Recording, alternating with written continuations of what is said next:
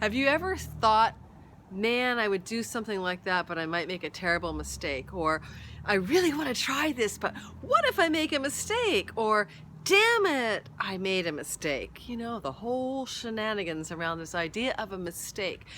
And I'm bringing this up in the context of the political situation in the United States, in which Donald Trump has been elected as the president. And of course, there's a massive, massive protests around the world by women who are, and people who care about human rights, who are protesting.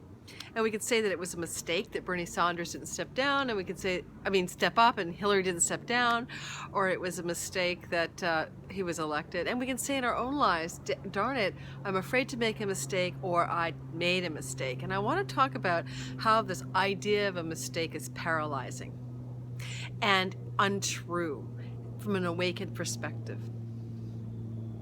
You see, even I struggle still with this idea that I can make a mistake. I could put this blog post out to you with political content and it would be a mistake because half of you are going to unsubscribe. Like, oh, I shouldn't have done that. What a stupid mistake.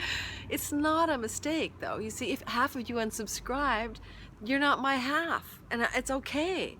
So the point of this is, from a God's eye point of view, from the soul's view, from the 360-degree view of reality, everything has purpose, even the chaos, even the seeming mistake, the thing that doesn't look good on the surface or as we perceive it.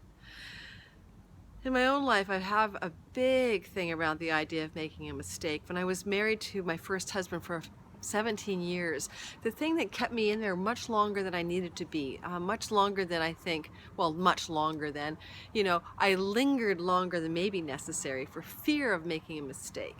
But the actual parting in that marriage and leaving that relationship was the most amazing growth curve for me. That's the beginning of the trajectory that led to my own awakening in 2011. And so, of course, it wasn't a mistake, because it wouldn't have happened. I can see that now in hindsight, in the context of that marriage. Look at this. It's cold out here. I'm outside because I've got my dog and my daughter and everybody else in the house. And I thought, well, before it gets dark, I'll pop out and do this video blog for you guys. So I want to talk about mistakes are just a perceptual filter, the idea of a mistake, and it doesn't really exist. And from a 360-degree view, nothing is ever wrong. What's 360 degrees? Oh, let me find a prop in here. Hang on, I'll get a prop. On my back deck. This is a flower pot. Ooh, it's full of mud. It's still the winter here. But if you're looking at this flower pot from your point of view, you're seeing something that it may not be the full truth of this flower pot, because if I turn it right around, you're going to see here, it's got a chip in it. And someone looking at this side is going to see a different thing, a flaky part that's almost chipped off. And someone looking from underneath, of course, would see this. The point of that demonstration was God's eye view is always 360 degrees. It sees every single angle, and it's not flat. It's spherical. It sees everything from all angles in all possibilities at once. And there is always perfection in that view. And we can't have that view because we're like this. We're blinkered. We're finite beings. We're encased in space and time. We don't see the big picture. We don't see the view over the longitude of time. We don't see the view spherically in a 360-degree view that shows everything at once. So I'll argue that Donald Trump, back to politics, is an absolute blessing for this planet, because it is mobilizing us, particularly women, to rise up and speak for what matters, for the soul of what matters. And when the Dalai Lama said the Western women would save the world, what did he really mean? I was like, that was like 5 years ago, and we've all been going, what could he have been saying? Well, maybe this is what he's saying. Maybe we're saving the world now as we march for what matters, as we stand up for the dignity of all human beings, the right of every person to express as they are without being judged or shamed. And shame is a big one for Donald Trump. Let's all face it, right? He plays the shame-blame game like crazy.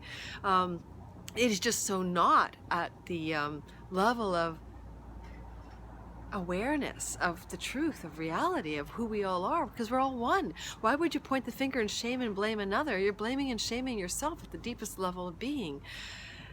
And it makes no sense, of course. So to end this storyline, it's the idea of a mistake as something that you could do is a faulty premise.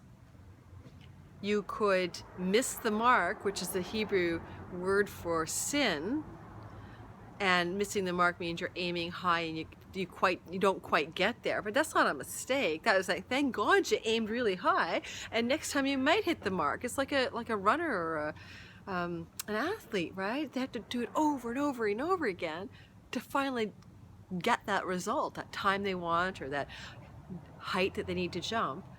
That's fine. So every time they fail, they don't think they made a mistake, right? They missed the mark. They're going to try again. And so in a spiritual context, sin or missing the mark simply means trying and failing to meet that most magnificent possibility. But we try again. But at the human level of psychology, mistakes are what we perceive to be our own failings or the failings in the reality around us, as if it's not right. And the truth is, everything is always right. We just don't see the big picture. That's a bit of a ramble. I hope that makes sense for you. I am trying to say, yes, stand up and march and be counted for what you care about, for what matters to you. And if Donald Trump is in contrast to that, then he is a foil for this. He is a catalyst for this. He is exactly where he should be. For this planet to progress, for people to wake up, and for everything to happen, maybe in an accelerated way, but for the greatest good of all. Thank you so much for listening to my rant, and somebody out there taking garbage out in my alleyway. It's garbage day tomorrow. This is my real world. This is my neighborhood. This is my life. Thanks for listening, and I'll try to tune in like at least once a week from now on. I'm really excited to be back on my video blog for a change. Take care, and unsubscribe if you don't like this. That's perfect with me. Please don't stick around if I'm not your cup of tea. Mwah.